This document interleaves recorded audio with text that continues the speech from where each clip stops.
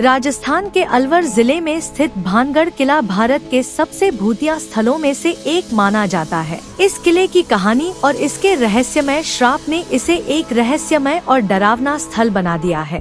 यहाँ रात के समय जाना वर्जित है। इस किले का इतिहास रहस्यमय कहानियों से भरा हुआ है और इसके पीछे की कहानी भी बहुत दिलचस्प है। भानगढ़ किला 16वीं शताब्दी में राजा माधो सिंह द्वारा बनवाया गया था। यह किला अपनी स्थापत्य कला और वास्तुकला के लिए प्रसिद्ध है, लेकिन इसके अलावा यह किला अपने रहस्यों और भूतिया गतिविधियों के लिए भी जाना जाता है।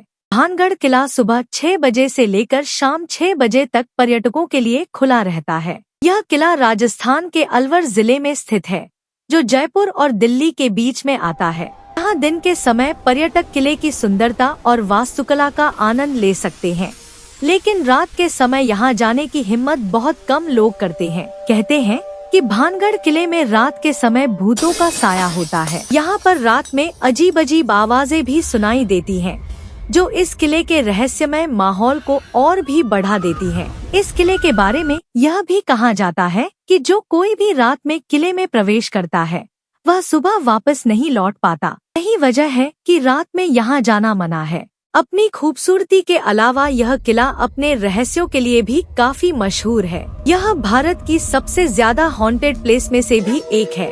रानी रत्नावती अपने समय की सबसे खूबसूरत महिलाओं में से एक थी। उनकी सुंदरता सभी राज्यों और उसकी सीमा से परे चर्चा का विषय थी। उनकी सुंदरता से मंत्रमुग्ध होकर सिंघिया नाम के एक तांत्रिक ने अपने काले जादू से उन्हें लुभाने की कोशिश की। एक बार उसने रत्नावती की एक दासी को मोहित किया और उसके लिए जादुई तेल भेजा। रत्नावती, जो काले जादू के बारे में थोड़ा ज्ञान रखती थी, जादूगर की चाल जान गई और उसने तेल को विशाल शिलाखंड पर फेंक दिया। परिणामस्वरूप शिलाखंड जमीन पर लुढ़कने लगा और तांत्रिक को कुचल दिया।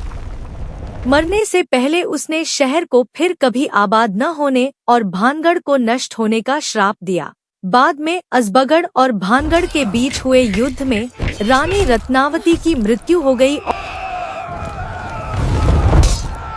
और कुछ समय बाद भूकंप से भानगढ़ किला तहस नहस हो गया तथा सभी किले के निवासियों की भी मृत्यु हो गई।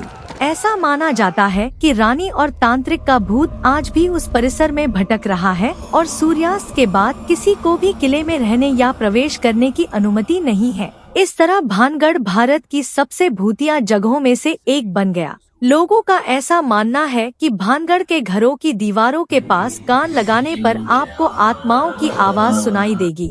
इसके अलावा स्थानीय लोगों का यह भी मानना है कि अक्सर किले से किसी औरत के चिल्लाने, चूड़ियां तोड़ने और रोने की आवाज भी सुनाई देती है।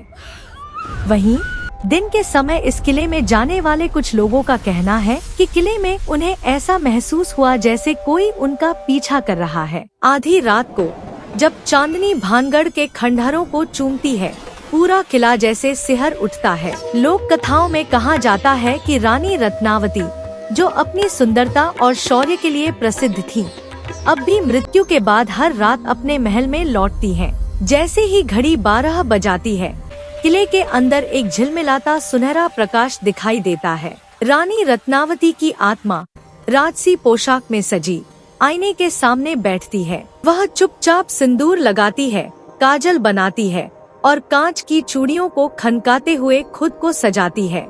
उनकी खुशबू गुलाब और चंदन की हवा में घुल जाती है, लेकिन वो अकेली नहीं होती। पूरा किला जीवित हो उठता है। टूटी दीवारें ठीक हो जाती हैं, सूखे फव्वारे बहने लगते हैं और शहनाई की गूंज गूंजने लगती है। पुराने सैनिक, दरबारी और गांव वाले सब भूतों के रूप में लौट आते हैं।